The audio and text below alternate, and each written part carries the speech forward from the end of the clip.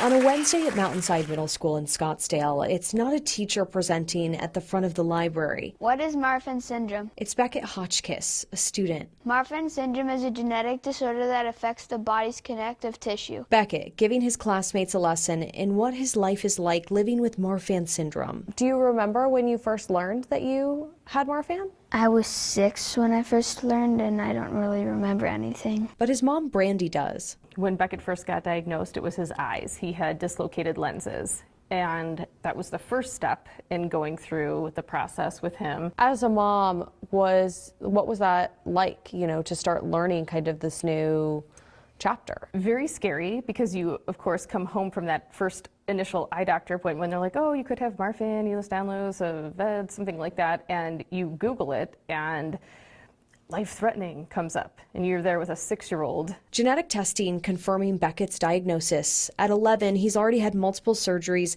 and is now monitored by doctors here in the Valley. I have an enlarged aortic root. I take heart medicine every night to help me. We definitely need more awareness and better knowledge. Dr. George Wong and Dr. Fadi Shamoun are 2 cardiologists working with the team that treats patients at the Mayo Clinic in the Valley. How often do you hear from people that they just had no idea this was in their family? Is it quite frequent? Yeah, all the time, and they may recognize some of the features, so some of the hallmark features. Physical features that can include long arms, legs and fingers, a chest that sinks in or sticks out, and flexible joints.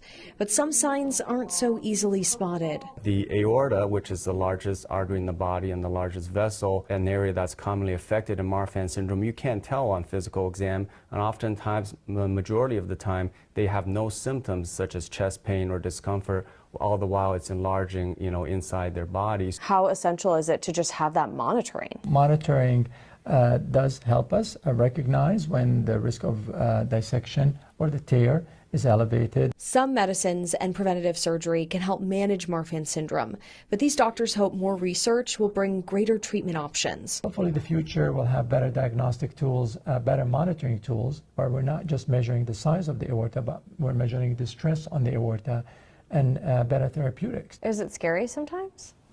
Yes. In Beckett's case, he didn't inherit Marfan. His case is considered spontaneous. To find a community, his family turning to the Marfan Foundation. You guys are really loud and proud about being a Marfan family. Exactly, and I think that was a decision that we made, is to be loud and proud about it, and we're thankful that Beckett is so great, and he does the presentations in his class. The middle schooler even getting a proclamation from Governor Katie Hobbs, making February Marfan Syndrome Awareness Month. Today I would like to invite you to my walk. This weekend, Beckett will be leading a team at the Foundation's Walk for Victory, where I will also be walking. Has your mom told you that my brother has Marfan? My dad also had it. Do you remember her dad's name? Big Dave. It's been 3 years since I lost my dad, who was never diagnosed while alive. My dad had Marfan and actually passed away from a dissection. My mom pushed for testing. I'm negative, but my brother has it. My dad's passion as a lifelong coach was to help others, something that also bonds my family and Beckett's. He was a cross-country coach too. Yeah, and track. Yes. So he would find it really cool that you're running cross-country. That would be special. Our families now share a similar hope and a common goal for the future.